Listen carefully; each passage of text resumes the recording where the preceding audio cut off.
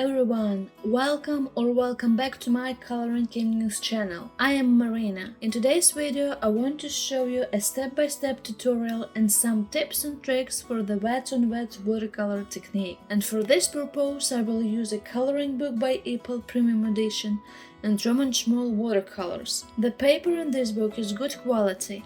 However, it is not so good for watercolors, and in this video I will show you and explain you why. Let's get started. What is the wet on wet technique actually? It is when you apply your watercolors on wet paper. Your watercolors are wet and the paper is wet as well. That's why the technique is called wet on wet. Step 1 is protect your page. It is essential to protect the page. I use A4 size clear acetate sheet and kitchen towels. This combo works the best for me. I use washi tape on the left side as well to have a clean image after coloring. Here I have some tips for using the washi tape in your coloring book to protect the image. Smooth the page along its length with your finger. Be careful with your brush near the corner of the washi tape. Don't scribble with it. Please don't leave it for a long time. If you start your drawing today, it's also better to remove the washi tape when the image is completely dry.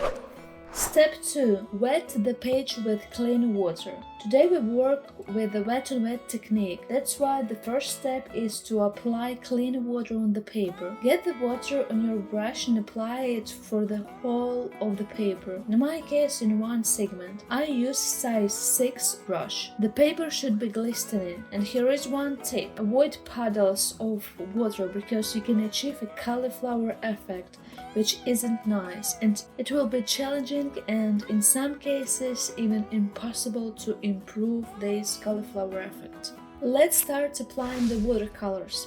Today I used Szmal watercolors. If you don't have them, it's not an issue. The most important thing here is to choose earthy tones. If you want to repeat after me. Step 3. Apply the lightest color. How do you actually work with watercolors? We start from the lightest color and move forward to the darkest shades. And today we will begin with the sky behind the window. And here you can see the issue of using watercolors in this book. You can see that paper started peeling. And I was unpleasantly surprised when I discovered this. Step 4. Completely dry the image. This step is very important. You should completely dry your artwork. If you do not do it, the color you already applied will be activated very easily, and you will have some blank places without the color because you will remove it with your wet brush in the next step. Step 5. Apply a little of water. Now we applied the first layer and thoroughly dried it.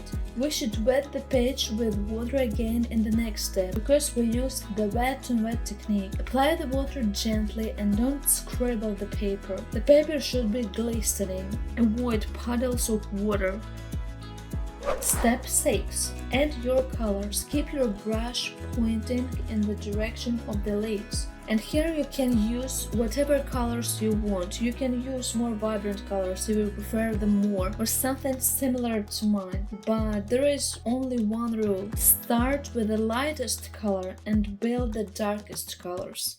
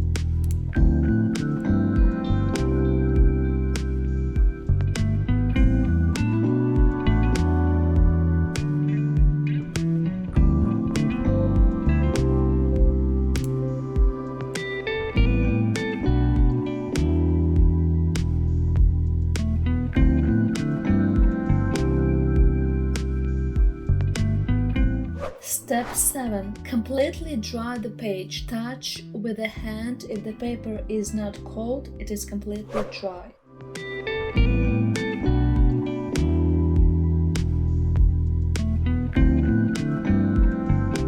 Here I have colored a window frame. Here you can see that I have like color gaps in some places.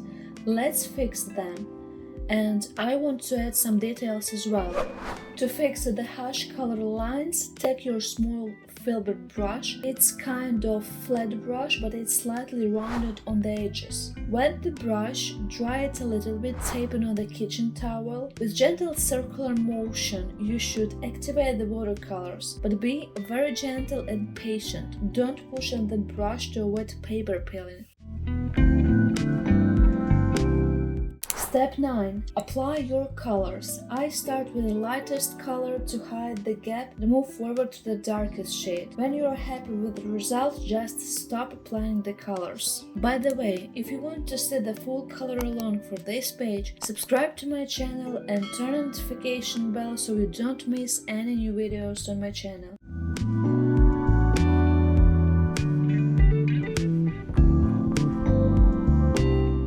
One more tip. Hold your brush toward the leaves to add details for a more realistic look. Again, you can choose your colors. It is unnecessary to use exactly the same color as I do. And remember that we start from the lightest shade and move forward to the darkest shades.